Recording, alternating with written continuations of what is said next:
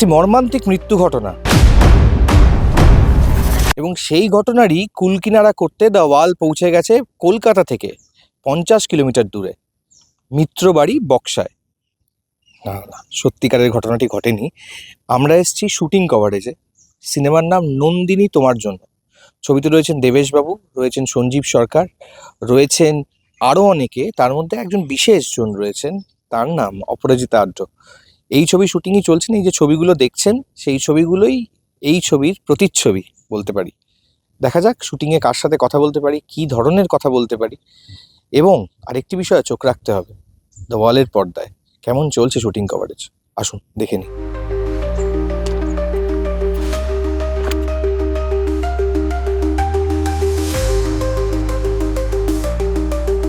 আমি খুব আশা করব এই যে গল্পটা যে নন্দিনী তোর জন্য, এই গল্পটা শুটিং করছি আমরা এখানে। তো এই গল্পটার একটা দম আছে। গল্পটার মধ্যে সত্য যেমন লুকিয়ে আছে, সত্যের কুৎসিত রূপ লুকিয়ে আছে। তা আশা করছি সেই কুৎসিত রূপটাকে আমরা নিশ্চয়ই একটা বর্ণময় কোনো কিছুর মধ্যে দিয়ে আমরা প্রকাশ করতে পারবো। দমদার অভিনেতাদেরও লাগে।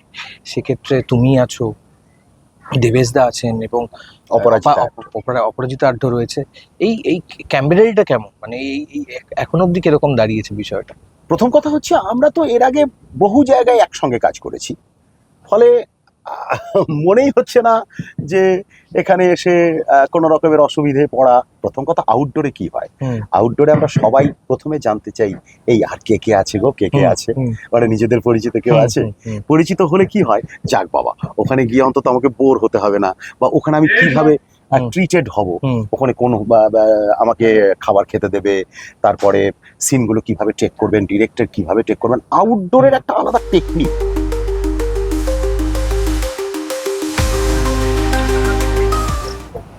স্যার, কোনো ভিত করা গেল খুনটার? খুনটার তো ভিত করার জন্যই আমি এসেছি, কিন্তু এই ছাদে দাঁড়িয়ে তোমায় বলা তো যাবে না, এর জন্য তো সিনেমা হলে যেতে হবে। ঠিক, তোমাদের চালাকি তো আমি মানবো না।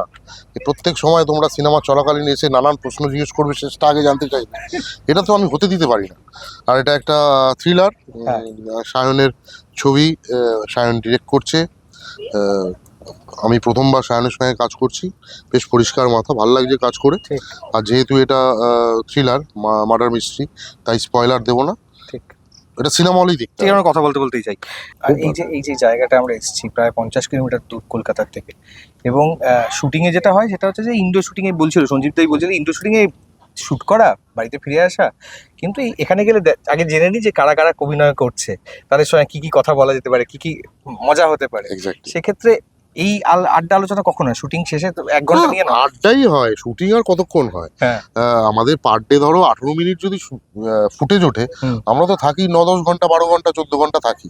তাহলে শুটিং তো মানে 5%ও হয় না। সো আমাদের আড্ডাটাই হয়। হঠাৎ অ্যাকশন শুনলে আমরা অভিনয় করতে শুরু করি।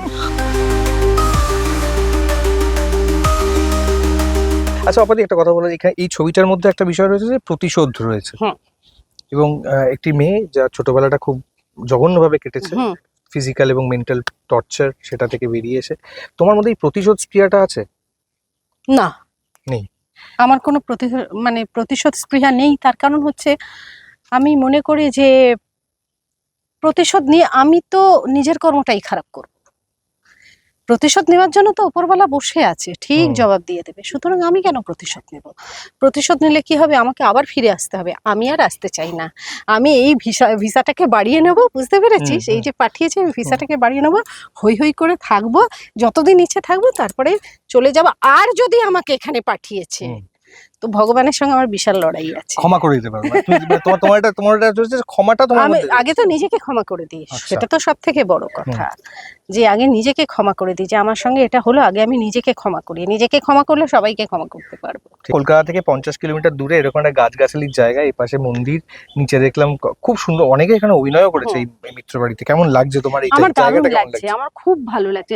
আমার আসতে, কালকে যেতে 3 ঘন্টা সময় লেগেছে, আসতে 2.5 ঘন্টা সময় লেগেছে, লাগছে। কিন্তু আজকে আমি ওই জন্য একটা ভালো পলিসি নিয়েছি। আমি গাড়িতে উঠে ঘুমিয়ে পড়েছিলাম বালিশ নিয়ে। তো আমি কখন এসে পৌঁছেছি আমি বুঝতেও পারিনি, আমার ঘুমটাও হয়ে গেল, কমপ্লিট হয়ে গেল। এবং এসেই এত সবুজের মধ্যে আমার খুব ভালো লাগছে। চরিত্রটা স্নেহা, চরিত্রের নাম। সে একটা মিষ্টি বন্ধুত্বের সম্পর্ক দেখতে পাবে নন্দিনীর সাথে, যে মারা গেছে, মানে যাকে ঘিরে এত কিছু, তার নাম নন্দিনী। এখন না বন্ধুত্বটা না খুব ফেক হয়ে গেছে, এটা আমরা মানি বা না মানি। তো এই ছবিটা না একটা মিষ্টি বন্ধুত্বের সম্পর্ক, যারা স্কুল লাইফ থেকে একদম বড় বয়স অবধি, যেহেতু তাকে বড় বয়সে পাওয়া যায়নি, তো নন্দিনীর সাথে যেসব ঘটনা ঘটে গেছে না, স্নেহা সেগুলো নিতে পারেনি ছোট থেকে, যেহেতু খুব ক্লোজ। আরো বন্ধু ছিল স্কুলে, বাট তারা খুব একদম কাছের। তো বড় হয়ে তো তার সাথে ঘটে যাওয়া বিষয়গুলো সে রিভেঞ্জ নিতে শুরু করবে। তো এটার অনেক বড় একটা মেসেজ যাবে সবার কাছে, বন্ধুত্বটা আমরা চাইলে টিকিয়ে রাখতে পারি, সেখানে ফেক না হলেও চলে।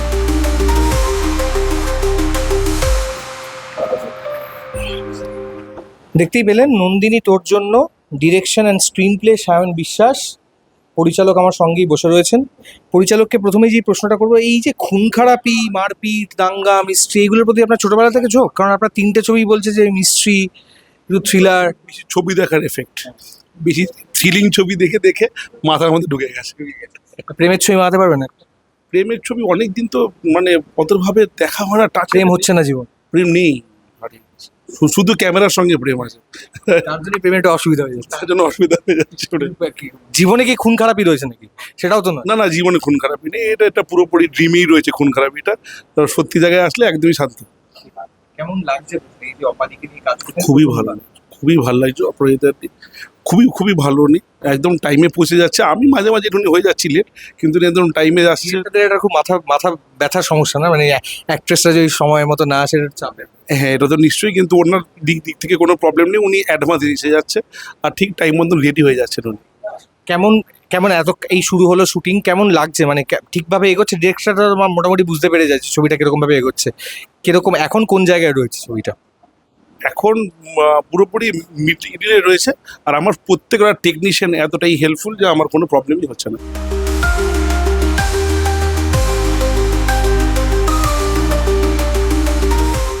অপাদির কাছ থেকে না, মানে মায়ের মতন আমি স্নেহ, মায়ের মতন এরকম করে আগলে রাখা সবসময় দিদির থেকে আমি এরকম পেয়েছি।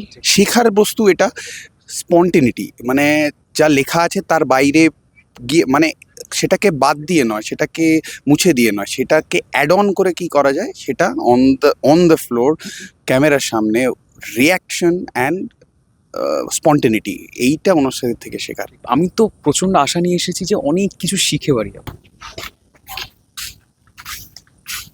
জোর কদমে চলছে নন্দিনী তোর জন্য ছবির শুটিং মিত্র বাড়িতে। দেখলেন কি হলো, শুটিংয়ে যে হুলুস্থুল কাণ্ড হয় সেটা গোটাটাই দেখলেন দ্য ওয়ালের পর্দায়। এরকম অনেক আড্ডা, আলোচনা, গল্প জানতে দ্য ওয়াল সাবস্ক্রাইব করুন, আর নোটিফিকেশন বেল আইকন আছে সেটাতে ক্লিক করুন, তাহলে সব নোটিফিকেশন, সবকটা ভিডিও আপনি প্রথমেই দেখতে পেয়ে যাবেন। আমার সঙ্গে ক্যামেরা শুভম, আমি শুভঙ্কর। দ্য ওয়াল, খবর এখন এখানেই।